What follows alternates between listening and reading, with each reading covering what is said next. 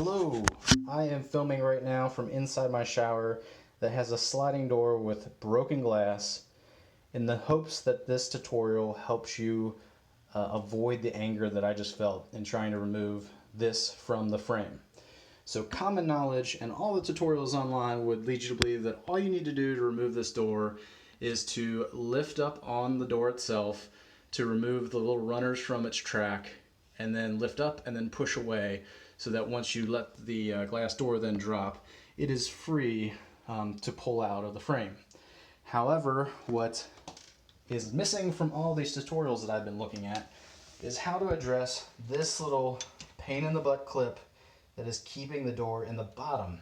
And I have one here, and there's one on the other side of the door as well, behind this one that doesn't have a broken glass. You can see it's sweet little plastic thing right here.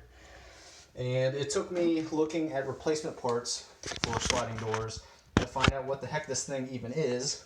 And what it is, and why it's not coming out, is because it's a two-part mechanism with a pin.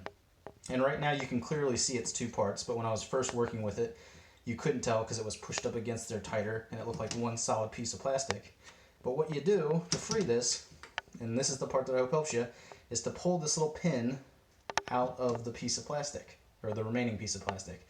I'm doing it with a needle nose plier, but I'm guessing you can probably do it with your fingernail if you're patient enough. But you just grab that piece of plastic. Maybe you do need a pliers because that's been a pain. And you pull that pin out, and now you have a free bottom half of your door.